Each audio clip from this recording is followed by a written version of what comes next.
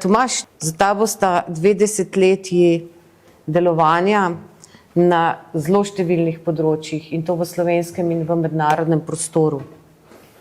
V bistvu ti si poskušal delovati na različnih področjih. Od tega, da si se ukvarjal s fizičnim delom kot fizičen delavec, da si bil direktor zavoda Rdeča ostriga, v Škofji Loki, da si deloval kot tehnolog na Akademiji za likovno umetnost in oblikovanje v Ljubljani, da si skozi to pozicijo bil celo mentor študentom, imeli so te zelo radi in te še imajo, glede na to, verjetno si jim veliko doprinesel s svojim znanjem, izkušnjami in odnosom do življenja in do dela, do etike dela. Glede na to, da so prihajali zdaj v velikem številu, posebej k tebi, da si jih popeljal na razstavo in še kar nekaj teh obiskov je predvidenih v prihodnjih dneh.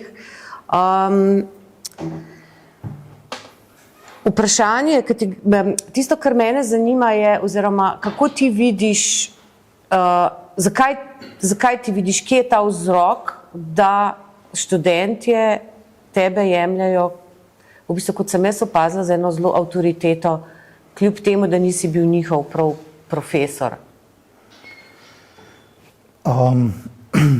Ja, ne vem, tudi sam ne vem zares. Na nek način znotraj rigidnosti naših institucij se mi zdi, da to mogoče tudi ni najboljša stvar, da se človeku zgodi. Ampak kakorkoli, jaz govorim pač to, kar jaz vem. Zdaj, zakaj to, tudi sam sem dobil občutek, da to strašno privlač in zakaj ne bi znal čisto jasno odgovoriti, ampak iz moje pozicije je stvar sila enostavna.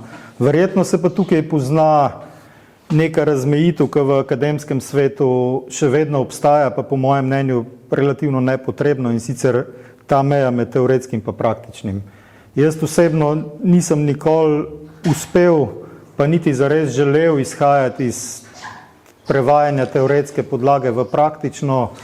Neprimerno bolj zanimivo mi je bilo empirično ustvarjati oziroma empirično graditi v tem kontekstu znanje, vedenje, veščino in seveda to podkrepiti. Nikakor ne bi želel omejevati vrednosti teoretske podlage vsega. Branje je super in nujno potrebno. Zdi se mi, da govorimo o dveh enakovrednih položajih, ki sta prisiljena sodelovati.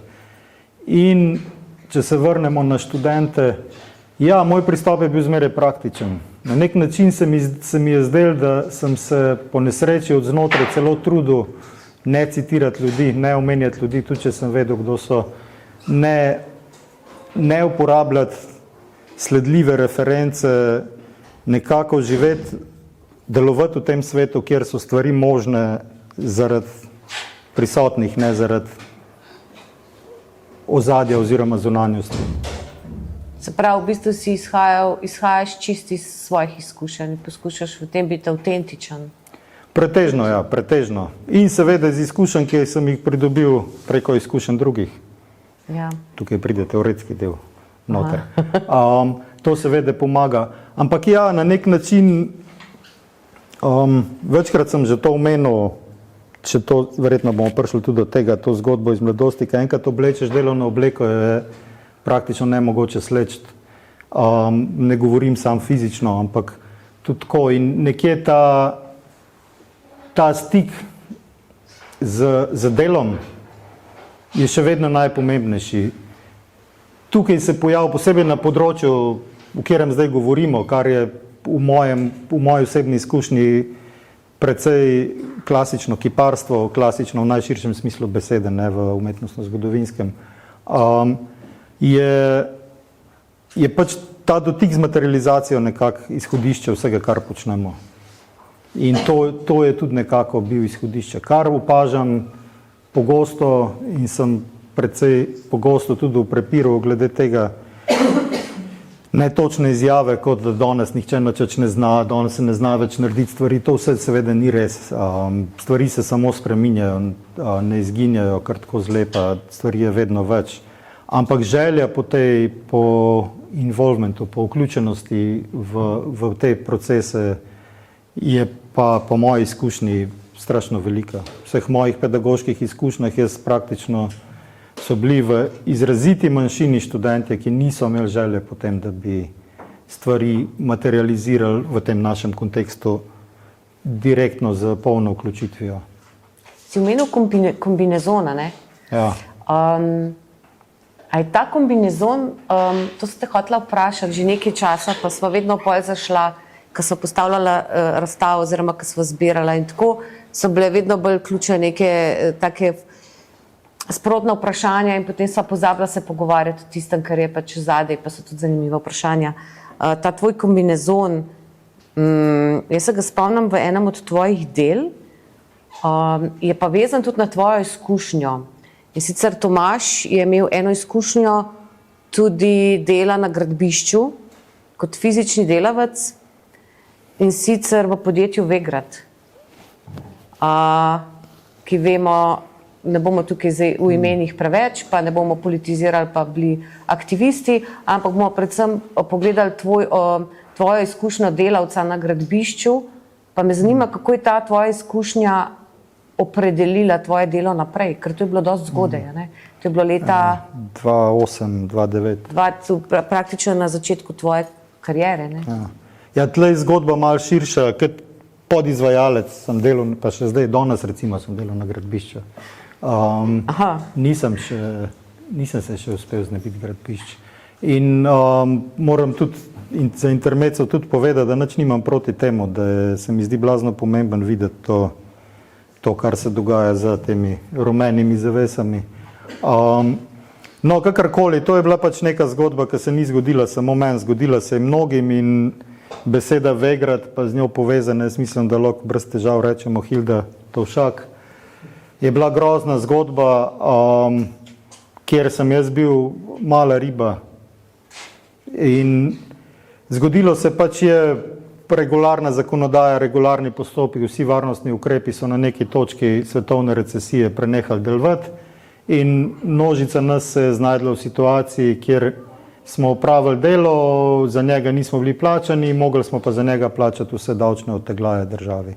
In to še danes je v bistvu neporavnano? Potem to je še danes neporavnano, ja, stečajni postopek še ni zaključen in ko bo, ne bomo nič dobili nazaj. Tako država dela. Tako je država vedno delala, tako država dela še zdaj. Stvari se izboljšujejo ali pa poslabšajo, ampak tako ta svet funkcionira. Kdo stopi na to mino, je precej arbitrarno vprašanje, zato ker vsakič nekdo, nekomu pa uspe, da nikoli. Kakorkoli, edina stvar, ki sem jaz v tej situaciji, ki je toliko močno globalna, da eden Tomaž Furlan zares nima popolnoma nobenega vpliva na njo, se je lahko zventilirala skozi umetnost, pač skozi edino orodje, edino orožje, s katerim sem v tistem trenutku sploh še lahko kakorkoli streljal, pa če koga zadanem ali pa ne. Takrat sem tudi enkrat rekel, lih pred mano je bila, po teh vseh dogodkih je bila razstava v P74, se mi zdi. Takrat sem tudi zapisal nekam, da je to edini način, ki ga premorem, da te dogodke vpišem v zgodovino. Zdaj, koliko je učinkovit, ne vem, bomo videli. Ampak kakorkoli, zgodilo... Je to delo na razstavi?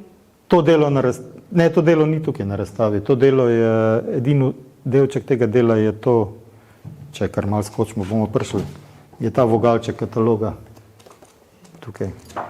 No, kakorkoli, zadnji dnevi razpadajočega stečajnega podjetja, gradbišče v kaosu, vsi kradejo levo, desno, vsi vemo, da bomo ostali brez denarja in vsak proba odnesti, kar šefi še niso uspeli odnesti. In kar sem uspel odnesti, so mize pa klopi, ki si jih delavci zbijajo skupaj, zato da lahko malco jejo na gradbišču iz starega lesa, nekaj delovnih oblek, pa eno lopato. To je bil moj izplen.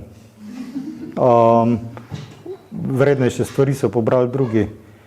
No in to sem potem uporabil v te stvari sem. To je nekako in, če gremo na najbolj banalno, in v estetskem spektru in v konceptualnem spektru in v čist materialnem spektru so bile to surovine mojega dela že prej. In tako da prav veliko mi ni bilo treba razmišljati, sestavil sem stvari skupaj v situacijo, ki sem jo želel, ustvaril te videe, dodal svojo črko in to vse skupaj odpeljal na razstavo.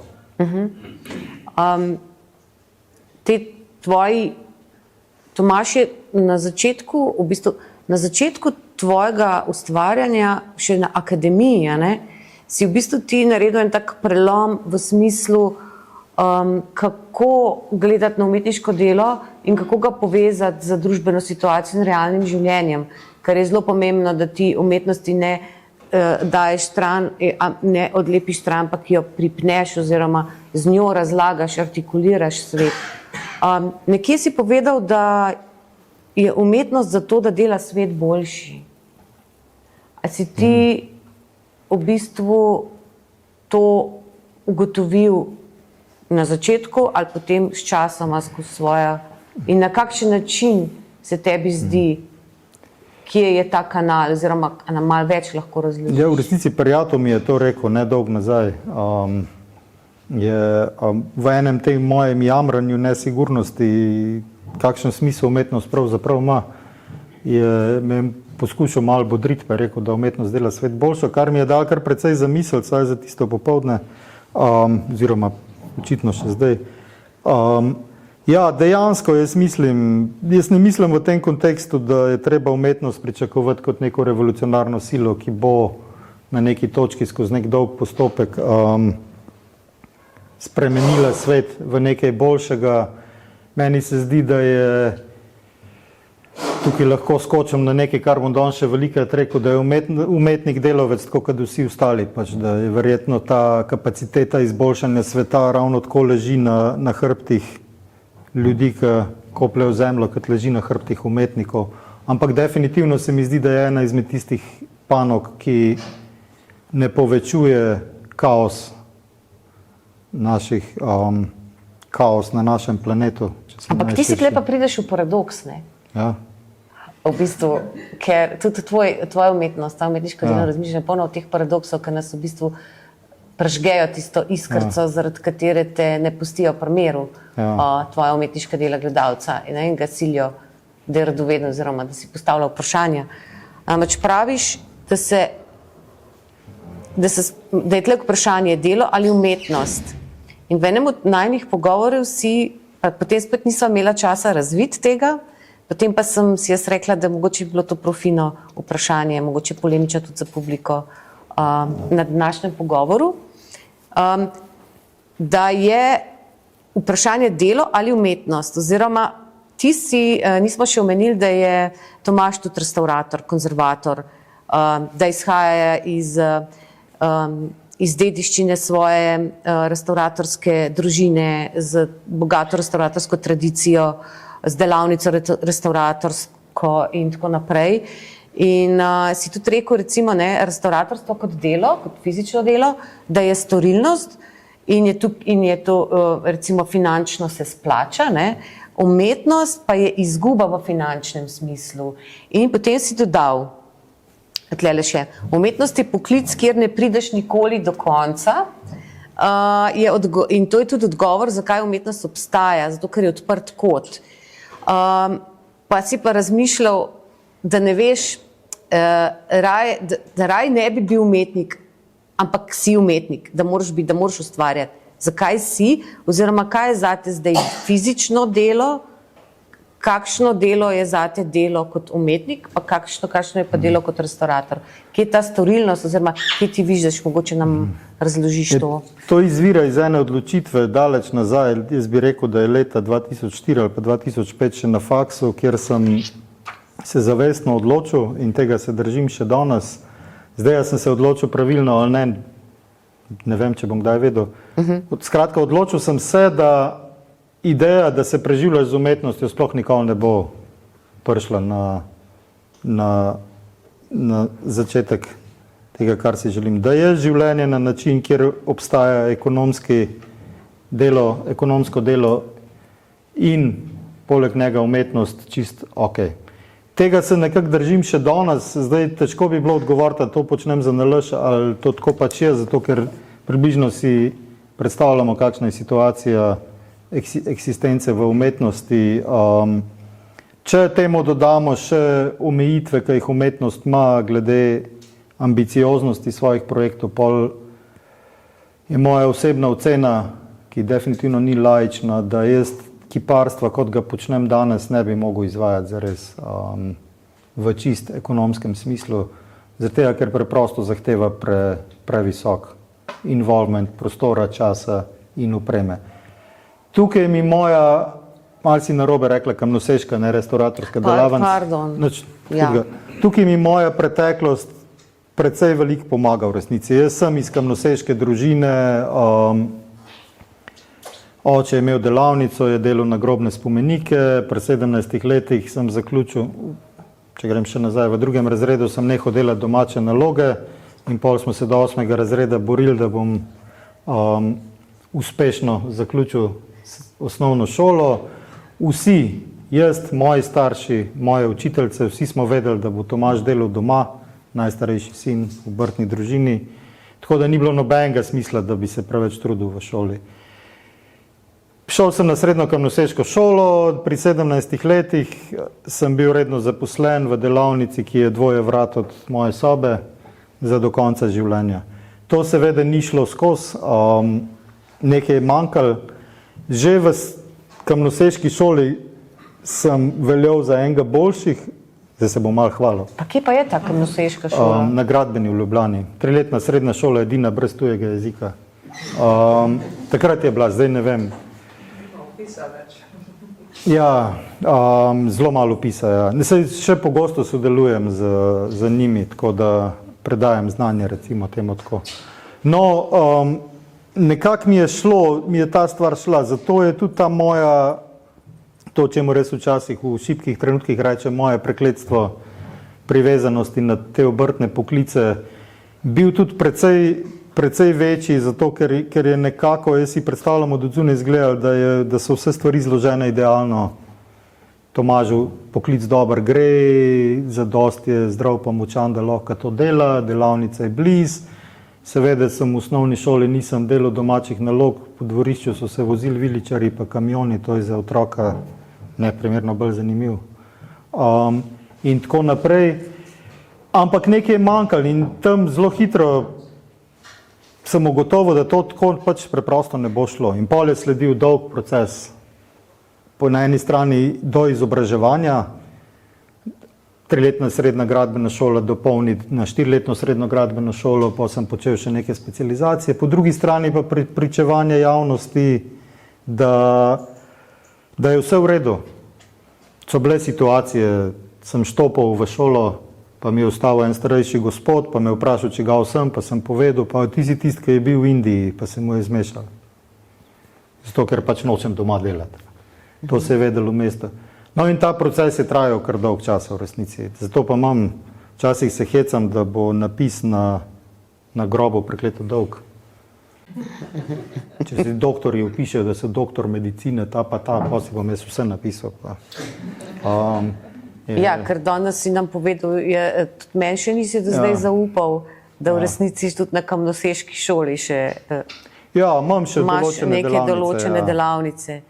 No, tukaj nekje so me pobrali restauratorski center za obnovo za menjavo robovega vodnjaka, za dokončanje kipov in tam sem se zataknil za kakšnih 8 let. V tem vmesnem času sem tudi doštudiral. Tam sem sploh ugotovil, da kiparstvo obstaja, oziroma nisem bil nikoli izobražen v tej smeri, da zdelo se je, da kiparstvo obstaja nekje tam pač. To so drugi planeti za preprostega obrtnika. No, ta restauratorski center je bil kar pomemben in od tam je tudi prišlo restauratorstvo, kjer pa moram reči v kontekstu umetnosti, da jaz pač ločujem te dve stvari. Preživetje je preživetje, obrtno obnašanje, obrtna znanja, posel, to je nekaj, kar mi vsi počnemo, hočeš, nočeš, na kjerikoli način že zmoremo. umetnost je nekaj drugega. Meni sistem čisto odgovarja, da en Tomaž se ukvarja s tem, polka pa je to malo vladi, ima pa čas za nekaj drugega. Običajno ni tako simpel, običajno polka pride deadline za razstavo, ima čas za umetnost. Da postaneš v bistvu na nek način skoraj maničen. So trenutki, ja. Bom o tem namreč se še dotaknila tekstov v katalogu, kjer je en tak fajn odlomek napisala Nina Skomalc. V bistvu tukaj, ko omenjaš, kaj vse delaš, ne, ti si tako hiperkompleksen človek z zelo kompleksnimi umetniškimi deli, se mi zdi, da odražaš ta na svoj značaj skozi dela, ker ti v bistvu celotno umetniško delo ustvariš sam. A sploh kje vstopi kakšen zunanji akter, ki ti pomaga izvesti umetniško delo v resnici? Recimo proteze. Tomaž je, če ste šli na razstavo ali pa če boste šli potem pogledat, ena tvojih zgodnejših projektov so pripomočki oziroma proteze za telo, ti jim rečeš oblačila, iz železa, iz porpena, skupaj sestavljeno, kjer si natakneš na telo te proteze in potem ustvarjaš neka dela, postane tvoje telo orodje in ustvarjaš neka nesmiselna dela. Ravno tukaj začneš v bistvu ti se ukvarjati s nesmisli v polju dela, z bullshit jobi, o tem bova tudi kasneje, in se v bistvu posmehuješ družbi, pa se, pa v bistvu gre za cinična, ironična dela, ki ironizirajo to, do katere stopne bo človek izumljal robote, do katerega nesmisla bomo šli in na kateri stopni bomo postali absolutni sužnji rasnih izumov. Ne? Ampak tukaj, ko si ti delal te robote in te stvari, si potem uporabljal ti si tudi zelo ekonomičen, uporabljal si svoje telo, preproste reciklirane materijale in iz tega prišel v kasneje, pri novejših delih, totalno vrhunsko izdelane skulpture oziroma inštalacije, umetniška dela iz različnih materijalov, ki si jih tudi popolnoma sam v bistvu pripeljal do končne ideje. Delal si videoprojekte, videoinštalacije, videoperformance. A si kje, no zdaj pa gremo nazaj, če sem mogoče malo preveč razvlekla, si kje si uporabil sodelavce oziroma na kakšen način? Sodelavce v obliki fizične pomoči sem večkrat uporabil, ne prav pogosto. Naprimer, kolegica Nina Tovornik mi je pomagala izdelati kalup v smislu tega, jaz temu rečem asistenta, malo bolj grobo bi se rekel vajenke. No, to je bilo drugače, pa zdaj medtem, ko si govorila, pa sem poslušal, sem razmišljal o celi razstavi, kje je bila tretja oseba v strokovnem smislu vključena. In ja, eno sem se spomnil, in sicer ta napis I made this so you can walk over me sem dal na laser izrezati iz stiroporja nekemu mojstru, kar se je tudi izkazalo, da ni bila najboljša odločitev, zato ker bi mogel drugače narediti, tako da naslednjič bom verjetno to sam naredil. Drugače pa ja, jaz počnem stvari sam, ampak tle bi se jaz na nekaj drugega navezal, kar se mi zdi zelo podoben. Robert Fowler je rekel recimo, da ena težava, ki jo imajo konceptualisti, pa nisem prepričan, da se s tem čisto strinjam, je, da stvari tako dobro predvidijo, da se nič ne zgodi po nesreči, da ničesar se ne naučijo po nesreči, če sem bolj natančen. In zdaj kljub temu, da jaz sebe tudi tretiram kot do neke mere konceptualist ali pa vsaj postkonceptualist, se mi zdi, da nikoli ne razmišljam zares o cilju. Da je to eden izmed glavnih vodil, zakaj praktično vse naredim sam. Zato, ker če bi vključeval drugo strokovno pomoč, bi to pomenilo, da moram narediti zelo natančne načrte, ki jih sicer znam, v drugih poklicih to počnem. Zelo natančne načrte, vključiti drugo roko oziroma bi iz tega ratal toliko zahteven proces, da verjetno ne bi prišel do prav zelo veliko rezultata ali pa rezultatov zaradi pomanjkanja časa in vsega tega. In na koncu še verjetno najpomembnejša stvar, da vsaj to, kar lahko vidimo, mi je do zdaj še zmeri ratalo. Da se zaprem v atelje, v zadnjem času v delavnico, zvlečem skupaj stvari, ki so na voljo, izhajam iz nekih, moram povedati, precej premišljenih idej, ki pa na koncu absolutno niso take, kot sem jih skiciral v skicirki, pa na dolgo in na široko opisal z vsemi vzroki, cilji, nameni in ne vem čem. To so vodila. Ta proces skiciranja priprave na delo recimo je relativno spontan, večkrat je prezadet, recimo, ker sem mogel malo omejiti, ko kavo spijem na dan, mi je padel v vodo to, da grem nekam na kavico, pa odprem skicirko, pa pišem misli in sem mogel bolj to nadoknaditi z kakšno drugo mehaniko. Pa tako naprej se je to skozi čas spreminjalo, ampak ja, ker se pa zaprem v delavnico, pa sem pa na začetku od točke A do točke B, kjer na točki A točno vem, kaj bom naredil, točka B pa ni nič temu podobno. Vse ostalo se zgodi pa vmes. Ker zdaj, ko si to govoril, tukaj vidim jaz eno tako zanimivo povezavo. Zdaj, če ne bo šla na reference, sploh ne bom imena omenila, en italijanski literarni kritik, ki govori o koristnosti koristnega, kar napiše, pravi, da v vsej zgodovini znanosti je mogoče to kaj povezano, tako kot ti gledaš, večina odkritij, za katere se je nazadnje izkazalo, da so koristna za človeštvo, da so to dela, ki jih je gnala želja, da bi bili koristni, ni jih gnala želja, da bi bili koristni, temveč le želja, da zadostijo svoje radovednosti.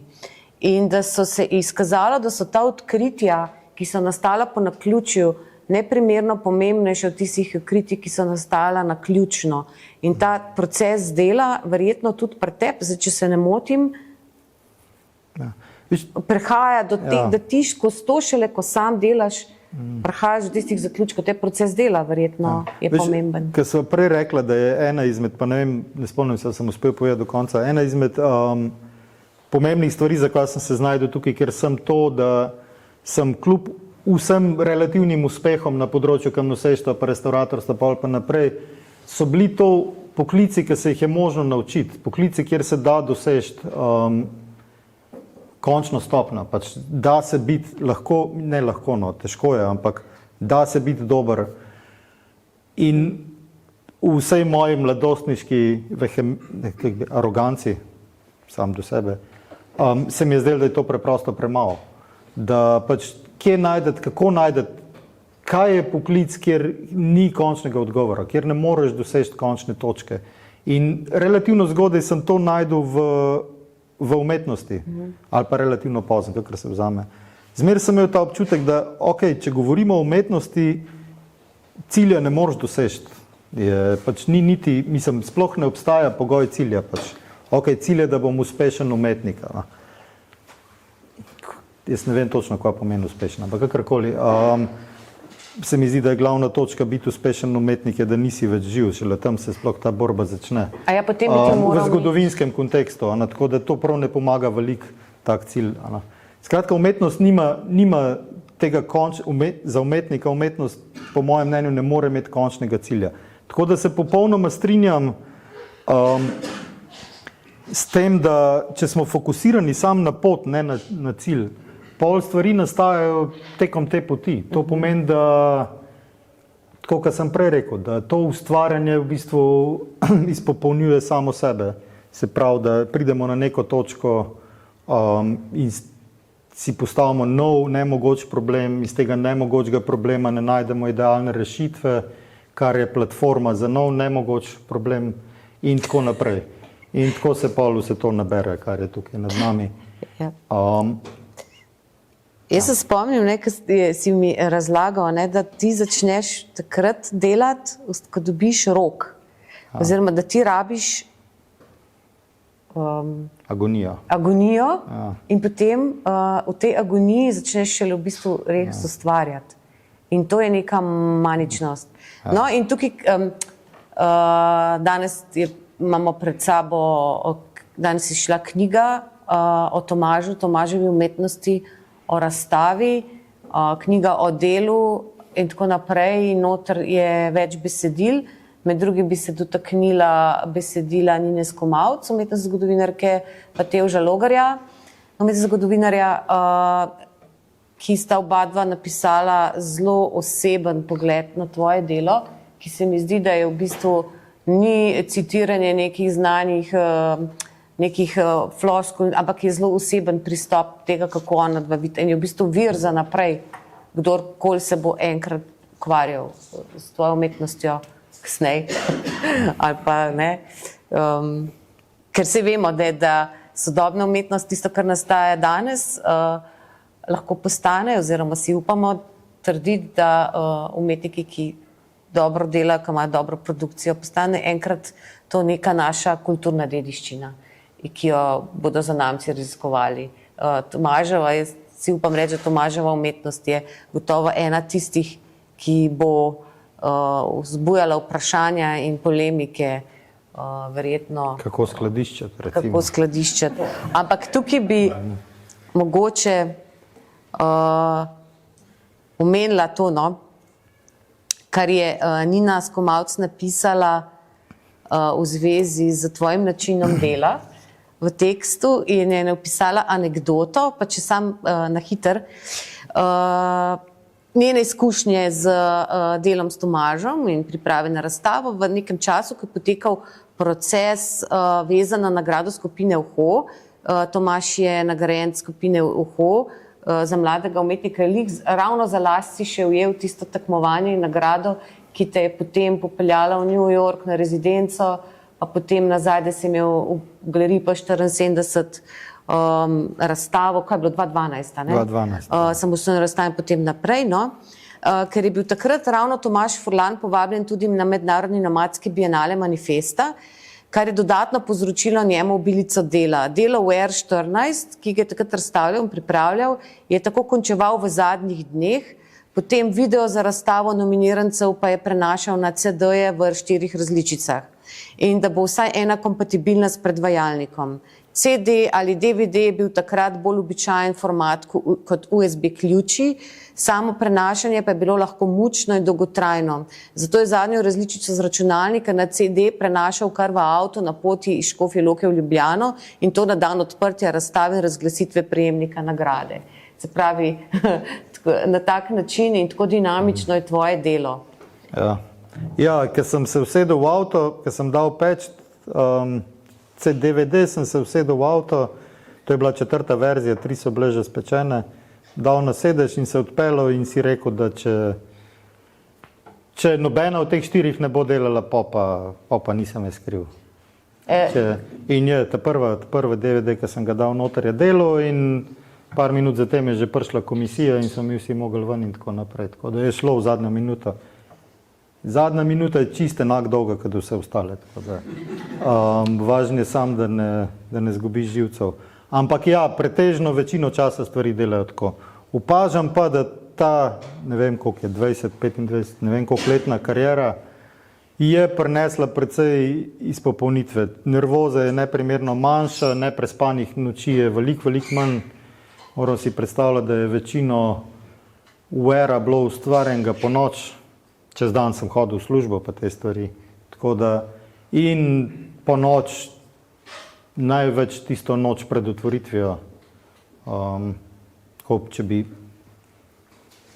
vse dal na kup, je po mojem 70% vsaj vsega narejenega na noč pred otvoritvijo. Tako da, kjer je atelje na Metelkovi bil en največjih boostov možnih za to produkcijo, zaradi tega, ker si lahko pozno v noč ropotal in s tem nisi motil nobenega. Noben se ni prvoščil, jaz sem lahko srednjo čitam Flex v žago in to je bilo treba paziti, da sem imel vso potrebno opremo, ker so bile trgovine zaprte po noč. Tako da, to je tudi eden izmed razlogov, zakaj so stvari narejene v resnici iz smeti. Zato, ker produkcija ni bazirala na nekem, načrti so že bili pa to, na nekem predvidljivem načrtu oziroma planu, kaj vse rabim, kakšno to more biti pri pravi organizaciji, ampak so se stvari delale simultano in potem so pač preprosto sestavljene iz sredstev, ki so bile pri roki. V zgodnih časih, v časih Vera, so bili to kosovni odpadi, glavni vir Tukaj bom zdaj skočil na kasnejšo produkcijo, recimo, kjer so se stvari že precej spremenile, je ta očetova kamnoseška delavnica, ki sem jo na neki točki, oče je še živ sicer, ampak upokojen, podedval, recimo temu tako, je polna nekih, je pač 40 let obrtništva je zatlačeno vse vogale pa stene, pa vse povsod. To pomeni, zaenkrat se zdi še praktično neskončen vir materijala za naslednje kose, zato se je vse preselili iz varjenega železa v betonske strukture, zato ker je to pač sredstvo, ki ga imam zdaj pri roki. Jaz tukaj omenjam imena, ki sva rekla, pač ti delaš avtentično, pač iz sebe, iz svojih izkušenj in velja verjetno na tem pogovoru v glavnem se osredotočati na imena, ki so relevantne, ki so s tabo, hočem reči, ljudje, ki so s tabo sodelovali, ki te dobro poznajo tvoje delo in s katerimi si sodeloval. Tukaj se velja pač ostal tudi pri Tevžu Logarju, ki je napisal besedilo za knjigo. On je tudi eno zanimivo stvar ugotovil, ampak vmes bi jaz samo še dodala oziroma vprašala to, kar si povedal ti glede načina dela in kako pač se prepustiš malo procesu, ne. Ti verjetno tudi si študentom ali pa oziroma vsem tem mladim, ki si jim predajo svoje znanje, verjetno znal svetovati, ker tukaj Nina zelo dobro napiše tudi v knjigi, v bistvu zapiše tvojo misel, mogoče bi ti kaj dodal, da mladi vidijo, kakšne so lahko omejitve pri postavljanju del in razstav. In pišeš, da meniš, da jih v njihovih idejah, če tudi se zdijo nemogoče, poskušamo podpreti, saj se na koncu marsikaj da narediti kljub oviram na začetku. To je zelo tako optimistično, da samo ne smejo takoj obupati. Verjetno redko kdo tako deli svoje razmišljanje odkrito z mladimi, da ne skrivaš znanja, da jim podaš vse te svoje izkušnje. Ja, si jim še kaj takega povedal, kar ti danes recimo? Mislim, jaz sem večino časa sem pač delal na področju tehnologije, tudi na akademiji, pa tudi z drugimi mladimi, ki so delali. Zdaj, ko sem gledal nazaj, se v bistvu že zelo dolgo ukvarjam z mladimi. Tudi to, da sem bil direktor zavoda Škofjeloške mladine, pa tako naprej. Pa tabornik. Tudi tabornik, ja. No, kakorkoli, pač se mi zdi, da ena ključnih stvari je bila razvoj tehnologije, ne tehnologija sama. Logika, da je treba stvar znati in potem jo lahko narediš, je po mojem ni zadostna. Je preprosta. Gre se za razvoj tehnologije. To pomeni, da razvoj gre od začetne konceptualne ideje, korektne izbire tehnološkega procesa, razvoja tehnološkega procesa, od njegovega znanega potencijala do njegovega potencijala, ki je kompatibilen z začetno konceptualno zasnovo, in potem določitev tehnoloških procesov, kjer seveda vsi moramo začeti sprejemati konsenze zaradi ekonomije in vseh ostalih zunanjih faktorjev časa. Tukaj sem jaz se zelo izpilil, moj problem je bil zmeraj glaven čas, se pravi, da pridejo možnost, imajo stvari, ki jih je možno narediti do jutra. Pa tako naprej, ampak že spet se vrnem na uno nazaj, kjer je proces pomembnejši od cilja in pol imamo blazno svobodo in cilj rata, moje osebno mnenje je, da cilj rata neprimerno, da rezultat rata neprimerno bolj zanimiv, če je fokus usmerjen na proces, ne na cilj.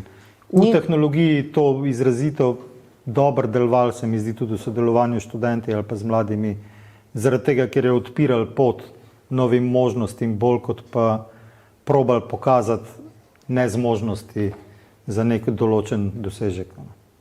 Nina Skomalc tako lepo zapiše, da ta tvoje razmišljanje, kako ne obupati in ne se v bistvu prepustiti oviram, ampak jih vzeti pozitivno, kot si ti rekel, napiše, prav to kaže na možen izstop iz patoloških razmer moderne in sodobne družbe ter njenih vedenj in odnosov, ki jih umetnik brezkompromisno, to si ti odstiraš v svojem delu. Se pravi, s svojim načinom dela daješ nek vzor temu, kako bi se dalo, da bi družba imela odnos do dela in do... Ja, jaz temu, zdaj, če skočiva zdaj na danes, jaz temu rečem, da je delati fajn. Da imamo neko težavo, ki se je naselila precej v vse nas, kar je posledica organiziranja sodobne družbe, kar je široka tema. In sicer, da smo popolnoma zgubili, spet posplošujem, nismo popolnoma zgubili, da zgubljamo recimo razliko med, v angleščini se bolj sliši med job pa work, pri nas bi bilo najbolj popoln med službo pa delom.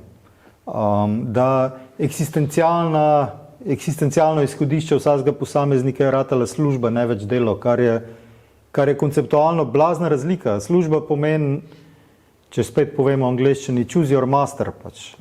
Služba pomeni, kam se bom pripel za to, da bom preživel. Delo pa pomeni, kako bom strukturiral svoje preživetje. In tukaj jaz seveda do konca zagovarjam delo pred službo. Pač.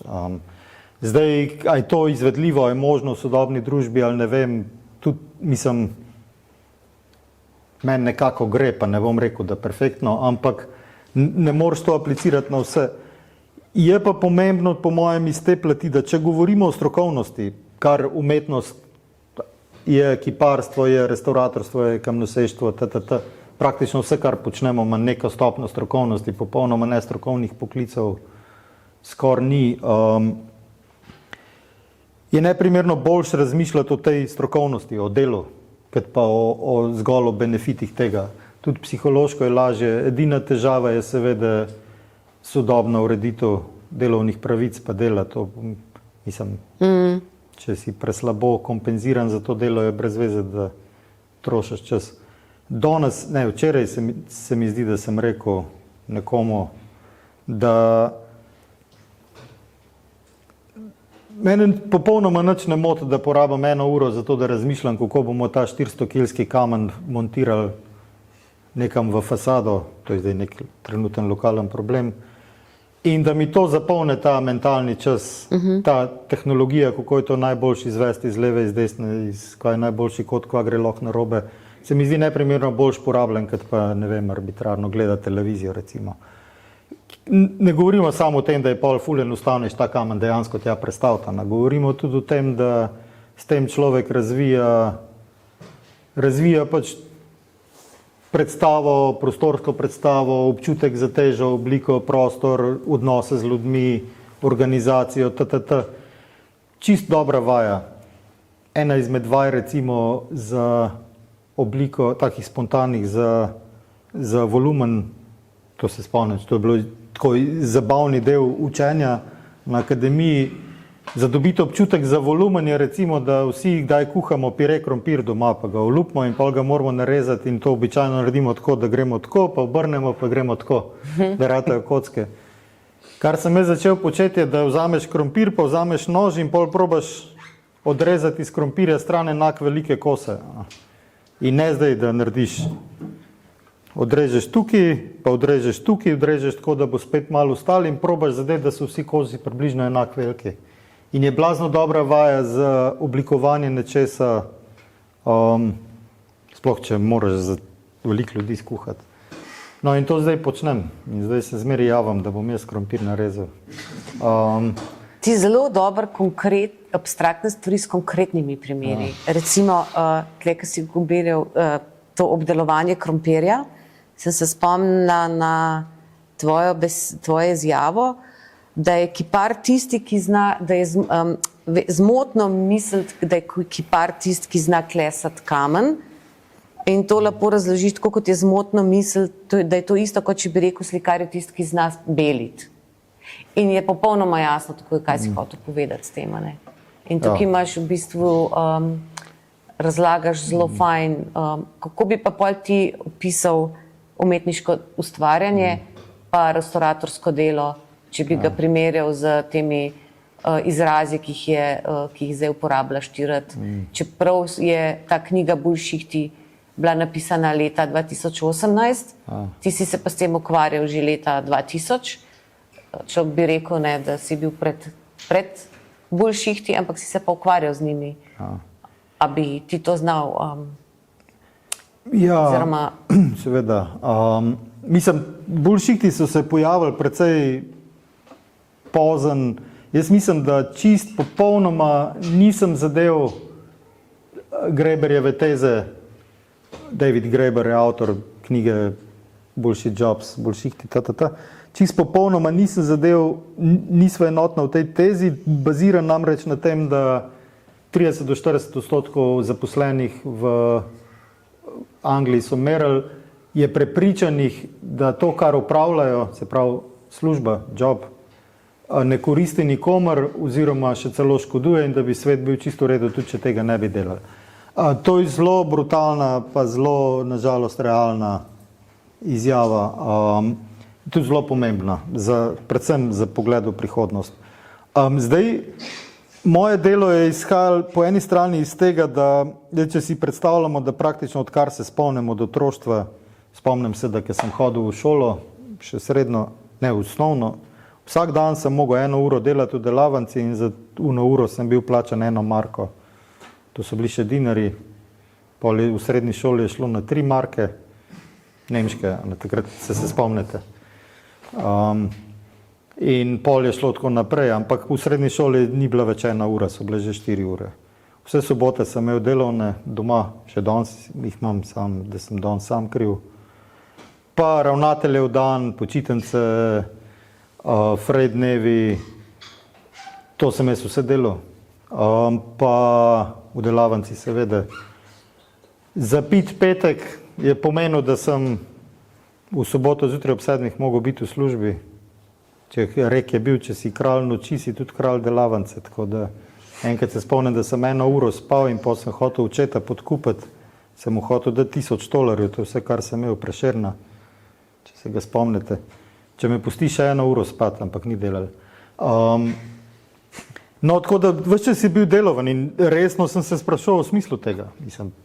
Kaj naj 16-letnik naredi s tem denarjem, ki ga je fiktivno zaslužil, potem sem si kupil nek športen motor in se z njim zaletel in sem se vsaj tega problema znebil. Pa dejansko ni imel popolnoma nobenega smisla. Dejansko sem se znajdel v pač neki tej poziciji, kjer je delo samo po sebi bilo popolnoma arbitrarno. Pač ni bilo nobene eksistencialne motivacije za njega. En delček tega bi bil seveda učenje skozi prakso, ampak ta delček sem relativno hitro dohajal. In to ni več bilo učenje, to je bila motorika, mehanika. Vsak dan 4 ure za to mašino, pa 4 ure na flekserci.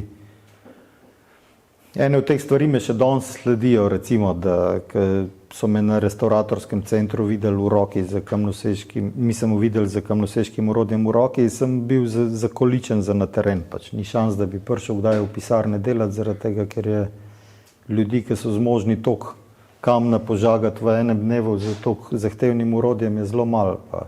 In to je bil tudi en izmed razlogov, zakaj recimo nisem več tam. Pač. Zaradi tega, ker živimo v družbi, kjer pač na neki ravni brutalno primanjkuje delavcev, posebej strokovno usposobljenih, na neki drugi ravni pa je pa presežek velika. Se pa kreira službe, ki popolnoma ustrezajo Graeberjevi analizi pač tega, da ne proizvajajo ničesar, kar bi drugi rabili. Tako da nekje v tej situaciji sem ves čas bil in nekako sem se fajtal, kakor je šlo, da sem ventiliral vse te razmisleke pa težave skozi umetnost, ki je bila zelo prikladno orodje za to. Zato je umetnost the best. Ker pač... In je neskončno, tako kot je tale flip. Ja. V bistvu ta knjiga je narejena tudi konceptualno, skuša slediti tvojemu konceptu dela, zato je tudi noter vključen flip moment delavca, se pravi Tomaža, ki dela in je v bistvu v neprestanem gibanju. Tudi vsa tvoja dela so v neprestanem procesu, v neprestanem gibanju. In Tev Šlogar je zelo lepo napisal noter v svojem besedilu. Če mislimo Furlanove skulpture brez performativnosti, jih je nemogoče razumeti. Tvoje skulpture, vse, kar ti ustvariš, je gibljivo, je uporabno in ga mora gledalec uporabljati. In se pravi, jih je nemogoče razumeti, jaz se upravičujem, bom v bistvu še enkrat prebrala. No. Če mislimo Furlanove skulpture brez performativnosti, jih je nemogoče razumeti v njihovi kompleksnosti, saj je to nenehno performativno izzivanje gledalca prvina, ki šele v celoti določa odnose znotraj umetniškega dela. Furlan se upira, temu, čemu se Furlan upira, je ideologija, ki je upisana v material. Ne materialu, ampak v ideologiji. Zato za Tomaža, tako kot piše Tevš, je material pomemben, vendar ni najpomembnejši. Pomemben je ves ta proces, ki je ugrajen noter v njega. Ne? Zdaj za zaključek, ker smo uro že obrnili naokrog, ja, meni se je tudi hitro izteklo, bi zdaj mogoče prepustila še vprašanje mačkem publiki. Tukaj je knjiga, ki je, se pravi, konceptualno vezana na Tomaževo delo, tudi strukturo izbire materijala, ki simulira beton oziroma kamen. Potem je barva, ki je nekako povezana z uniformo delavca in tem noter v bistvu umetniška dela, ki so na razstavi, postavitev in pa nekaj arhiva tvojih preteklih del. Na razstavi oziroma tudi v katalogu so dela, ki so sposojena, ni prave pregledne razstave brez del, ki si jih sposodimo iz zbirk, iz depojev, iz zasebnih zbirateljev, zaradi tega, da res dobimo celoto. Ne? Tomaž, ti si verjetno zdaj prvič na tej razstavi, to je prva tvoja večja razstava, ki je nekak pregled in prvič si ta svoja dela zdaj videl na kupu po dolgem času. Prvi pa zadnji sta tukaj, sta prvič v istem prostoru. Prvič v istem prostoru, se pravi. Na prvi razstavi, kjer sta bila oba. To je nagrajeno delo, ki je bilo v P74 in ga je odkupila zbirka Generali.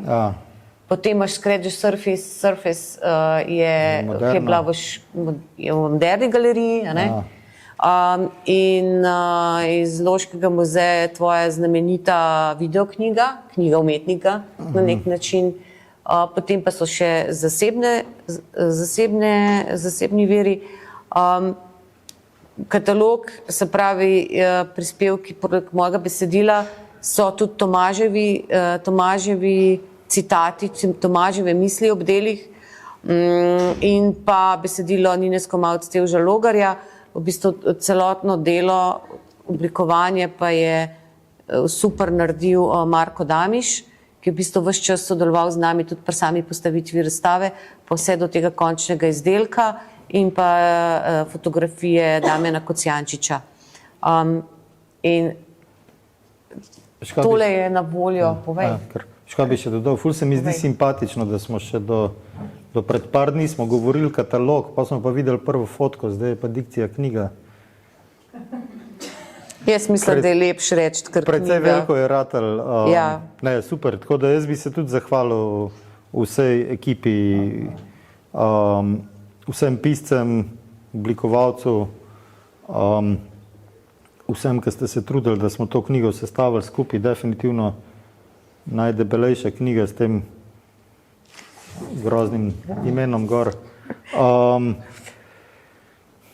Enkrat se jo bom lotil, ja. Lih nedolgo nazaj so me vprašali, če sem prebral članke v časopisu, pa nisem pogledal videa, ki smo ga posneli, zato ker je strašno težko sebe gledati. In tako da v katalogu sem fotke pogledal, enkrat se bom pa odločil še vse prebrati. Če bo kdo kupil mislim, Tomaž lahko tudi danes, ko bomo izkoristili, da podpišeš, ki si tukaj z nami. Drugač pa... Moram pa opozoriti, da imam tak podpis, kot Hilda Tovšak. Sem ugotovil na uni grozni pogodbi, ki me je veliko koštala, pa zelo podoben, no, ne čisto isti. Ja, jaz sem zelo vesel, da smo sestavili tako velik katalog, tudi vse te reprodukcije. Ena težava, ki jo večno imam, je te moji kosi so pač sestavljeni in jaz nimam studijsko narejenih reprodukcij svojih kosov, zato ker te kosi obstajajo samo v galeriji. Ko bi razstave konc, grejo spet v manj komadov, v skladišča in strošek tega pa pa delo tega, da bi to v studiu postavili in sestavili, je pač večji, kot si jaz lahko privoščam. Tako da je vsa moj reproduktivni material teh del je narejen na različnih razstavah. To verjetno tudi kustosi opazijo, sploh za nova dela, zato ker jih ne vidijo do zadnjega trenutka, dokler ne stojijo na razstavi, zato ker ne obstajajo do zadnjega trenutka. V zadnjega trenutka obstajajo samo elementi tega kosa. Prvič je sestavljen šele v galeriji. Kar se meni zdi super, se mi zdi, da spada k temu procesu, o katerem že cel večer govorimo. Ampak zato ga ne moramo imeti na otvoritvi, Ja, ne? točno Te knjige tako, ja. je nemogoče. Ja, sem pa zelo hvaležen, da smo kvalitetno pofotkali, Ja. pa natisnili. Mogoče ti zdaj povabiš ljudi, publiko, da ti postavi vprašanje. Ja, dajte mi postaviti vprašanje. Ampak kdo kakšno vprašanje? Jaz sem ful stvari pozabil povedati, sam se ne spomnim, kaj, tako da mi lahko pomagate. A smo koga podkupili, da kaj vpraša? Mislim, da smo, ampak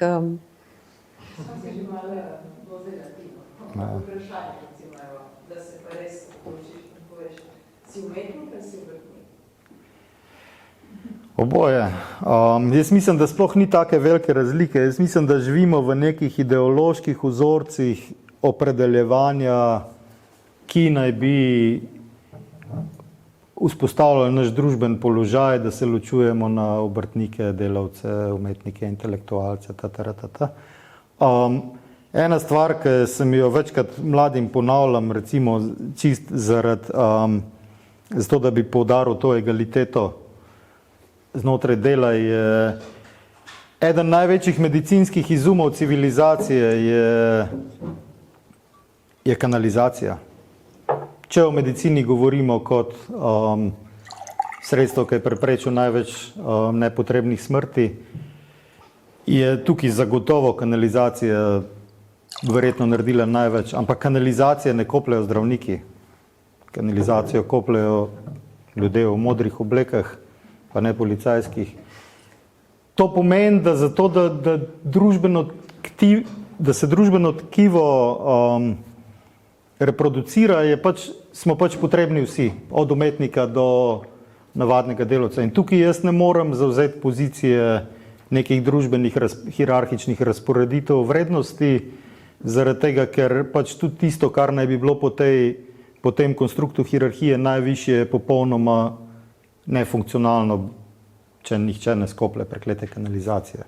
Tako da tukaj moram zagovarjati to tezo. In zdaj, če se postavim pred neko razpucavanje moje lastne identitete, ali sem obrtnik, ali sem umetnik, to poslušam za celo življenje. Restauratorji pravijo, da bi se mogel odločiti, ali bom umetnik ali bom restaurator. Umetniki umetnost pravi, da ne moreš biti oboje.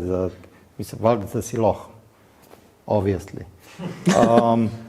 In zahteva pa veliko, seveda, ni pa enostaven. Moraš biti pripravljen, ni lahke poti. In jaz definitivno sem obrtnik, ja. In zdaj, a sem umetnik, a nisem, meni se zdi ta beseda tako naporna, ampak še najbolj natančna, ampak sem jo sprejel zaradi tega, ker če rečem, da sem kipar, padem v še večji ideološki konstrukt tega, kar jaz počnem. Tako da umetnik je še zmeraj najbolj praktična beseda. Tudi sam ne verjamem, da se umetnost deli na te strogo centralizirane, tehnološko podprte smeri, ampak da je umetnost ena sama in pol mi tukaj noter jih razdelimo med slikarstvo, pa kiparstvo, pa video, pa ne vem kaj vse. Zato, da se lažje pogovarjamo o tehnologiji, ki jo uporabljamo. Zato si rekel, da kiparstvo je pase. Ja, kiparstvo je pase. Jaz mislim, to je pa čist svoje vprašanje, zelo kompleksno. Jaz mislim, da je kiparstvo večkrat ga je zavzema večji prostor umetnosti, kot je kadarkoli v zgodovini. Če vzameš katalog, če gremo čist po SSKJ-ju, je kip je tridimenzionalni umetniški objekt, ali kaj že piše, se sem pozabil. In če vzamemo katalog od Beneškega bienala, pa damo rdeč listek posod, kjer je nekaj tridimenzionalnega, bomo ugotovili, da je 60% v resnici kiparstvo. To je zdaj zelo za lase privlečena, stvar je seveda precej bolj kompleksna. Ampak ja, kar se je zgodilo s tem pojmom ki si ga tudi jaz ne znam čisto dobro pojasniti, pa ga veliko uporabljam vseeno, je, da ne da je zginil, ampak da se je razlezel v vse ostale stroke, da je zdaj povsotena. Da zdaj, ko govorimo o kiparstvu, ne govorimo o ločeni enoti, ampak govorimo o nečem, kar se dogaja tudi v slikarstvu, pa v novih medijih, pa v grafiki, pa vse povsod se dogaja. In je to ločevanje nekako zgubi smisel in zakaj bi se še matrala. In zdaj se sam zato, da je unim v kadrovski službi lažje razporediti, kdo kam spada, imamo še zmeri slikarstva, pa kiparstva, pa ne vem kaj. Tako se zdi včasno. Ne vem, mogoče se motam, čas bo pokazal. Umetnost je pa ena.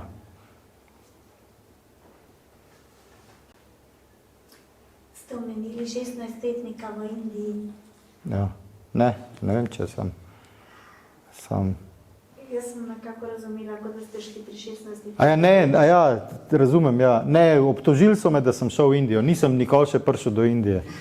Ampak dejstvo je, da ker sem nehal delati v očetovi delavnici in šel naprej v šolo, to pomeni, da sem šel dokončati gradbeno šolo, 1 leto sem bil celo vpisan na strojni faks, kjer sem obupal zaradi tega, ker nisem razumel matematike, moja prejšnja izobrazba je bila tako slaba. In pol sem šel maturo delati, zato da sem se lahko pisal na akademijo in tako naprej. Je pomenil, da sem nehal doma delati in seveda je v nekem lokalnem, provincialnem okolju to bila novica, ki je hitro poletela. Ampak v resnici niti nisem nehal delati doma, sam nisem več počel samo tega, še zmeraj sem se preživljal s tem, da sem pomagal očetu. In seveda je hitro prišel ven, da sem rato hipi, da sem se zadrogiral, pa šel v Indijo. To je edini razlog, zakaj bi človek zamudil tako priložnost. Jaz sem šel pa študirati. Tako da, no, ampak to ni nekaj, nisem zaradi tega bogi, to je dinamika družbe. Je sprejela, samo ustrajati treba. V Indijo pa še nisem prišel enkrat.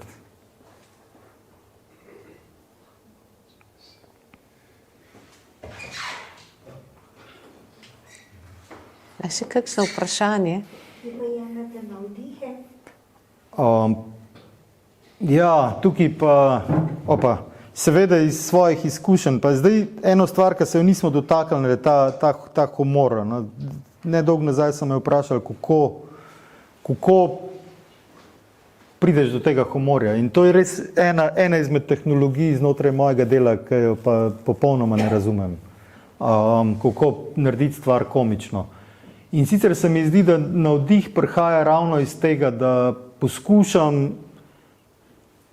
na popolnoma konceptualni ravni, poskušam poiskati en trenutek iz svoje lastne izkušnje, kjer sebe postavljam seveda v pozicijo čist popolnoma povprečnega človeka, se pravi, da je moja izkušnja tudi izkušnja vseh ostalih, je te svoje izkušnje in probam v njej najdeti neko cinično, ironično, humorno pozicijo in takoj naslednji korak, ki mi pade nekaj na pamet, naprimer en izmed del, ki ga ni tukaj, to, da obstaja stroj, kjer pobereš utež, jo vržeš v luknjo, te klofne po glavi in se mora skloniti in pobrati isto utež in vrsti v luknjo in te klofne po glavi. To je nekaj, kar se mi je pač vsak dan od 7 do malce doma dogajalo, kjer sem isto mašino premikal iste neke bruse, ki so brusili kamen whatsoever. In nikoli ni bilo konca. In to je bila pozicija, ki bi se končala sam, če bi mašina crknila in pol bi prišel nek in jo popravil in bi spet bil tam. Tako da, in se mi zdi, da je ta banalnost teh pozicij, ki so se dogajale meni, pa sem bil prepričan oziroma sem še prepričan, da se dogaja tudi vsem ostalim, je dejansko navdih za vsa dela, ki sem jih naredil. Pol naslednja faza je pa, kako to materializirati.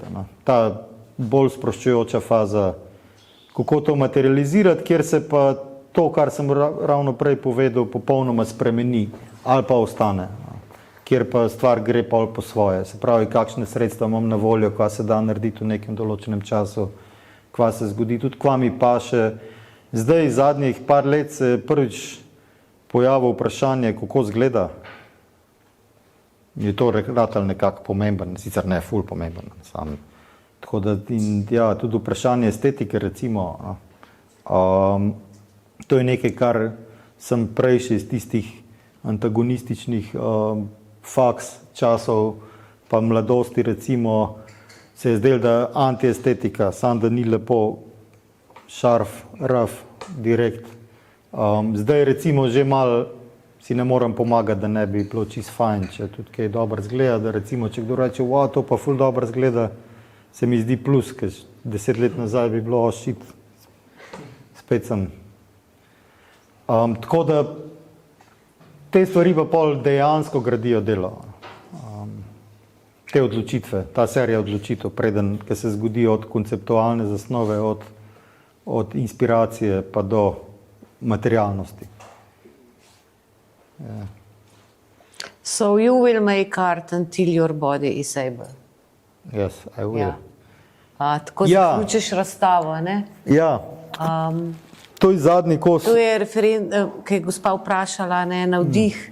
Verjetno tudi ta tvoja sposobnost delati, oziroma volja, oziroma to, ko bo telo, boš imel.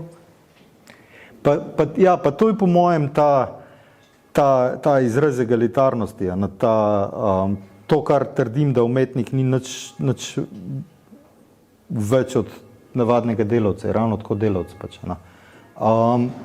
In zdaj, če si predstavljamo eno čisto drugo fazo, pač telo je en izmed ključnih orodij dela, seveda tudi možgani v sodobnem času, zmeraj bolj tudi možgani, ker tudi brez telesa ne delajo lih ful dobro sam. Kakorkoli. In kje se to konča? To je ta odnos med delom pa med službo. In če temu dodamo vprašanje, a je umetnik tudi delavca, pol se tukaj pojavi vprašanje, zakaj je. Se tukaj je ekonomski izhodišče ali karkoli. In zdaj jaz to nekako, na to, kar sem imela čisto na začetku, na to vprašanje, zakaj sploh to početi. Jaz imam pomisleke, moram priznati, da kva mi je bilo tega treba. Lahko bi lepo ostal doma, delal une spomenike in v materialnem smislu, pa možno tudi v psihološkem, ampak močno dvomam, bi šlo verjetno boljše, za klasičnim obrtništvom pa tako naprej. Ampak zakaj pol umetnost, ampak brez tega pa ne bi šlo, ker enkrat zabredeš. In dokdaj bo to trajalo, se da v tem vzorcu upokojiti in nekaj, kar nas čaka v prihodnosti, je ta pomankanje dela, ta luknja, ki bo ratala zaradi takega strašnega razvoja. In bo v bistvu ideja, da boš delal, dokler boš zmogel delati, ker naenkrat ne bo več rato nekaj, kar nam je izkoriščevalski sistem vsilil, ampak bo nastal nekaj, kar si bomo strašno želeli, oziroma bomo hvaležni, da bo možen v vseh aspektih, če futuristično razmišljamo. Zaključek razstave s tem sem pa naredil samo zato, da bi pojasnil eno vprašanje, da se pač umetnost ne more zaključiti. Da se dela, dokler se zmore. Tako si zasnoval razstavo, ko smo zapeljali zgodbo na razstavi, v knjigi in tako je treba gledati. In upajmo, da boš v bistvu s tem, bo zdaj se sam nov krog začel tvojega dela novega, da tukaj je zaključek tega, se začenja že tvoj nov projekt. Ja, definitivno. Mi ti želimo veliko sreče pa energije, pa da res delaš, dokler bo šlo. In nam sporočiš, kako bo Bom v pa prihodnosti. iz onostranstva. Hvala za vse, Tomaž. Hvala tudi vam.